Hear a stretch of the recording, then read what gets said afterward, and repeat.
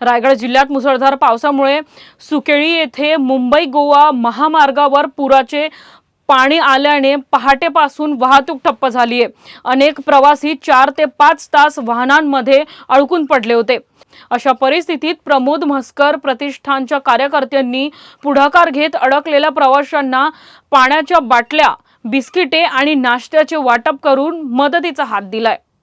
मुंबई महामार्गावरती सुकेळी येथील जिंदाल कंपनी समोरचा नाला आहे, हा ओव्हरफ्लो झालेला आहे आणि याच्यामुळे सकाळपासून मोठ्या प्रमाणात पाण्याचा प्रवाह वाढलेला आहे आणि मुंबईकडे जाणाऱ्या गाड्या व रत्नागिरीकडे जाणाऱ्या गाड्या दोन्हीचा दुतर्फा फार मोठा वाहतूक खोळंबा झालेला आहे। आणि या वाहतूक खोळंब्यामध्ये बसेस असो, ॲम्ब्युलन्स असो किंवा प्रवासासाठी निघालेले बरेचसे नागरिक असो, हे पूर्णपणे अडकले गेलेले आहेत।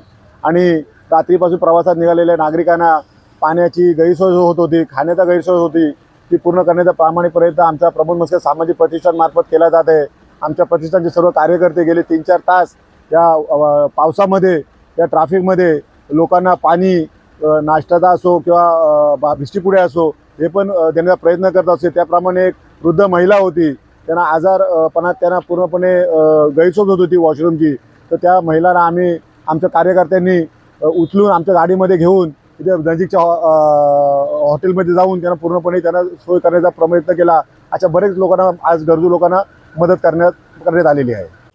महामार्गावरील परिस्थिती पूर्वत करण्यासाठी प्रशासन प्रयत्न करत असून नागरिकांनी आवश्यक असेल तेव्हाच प्रवास करण्याचे आवाहन करण्यात आले।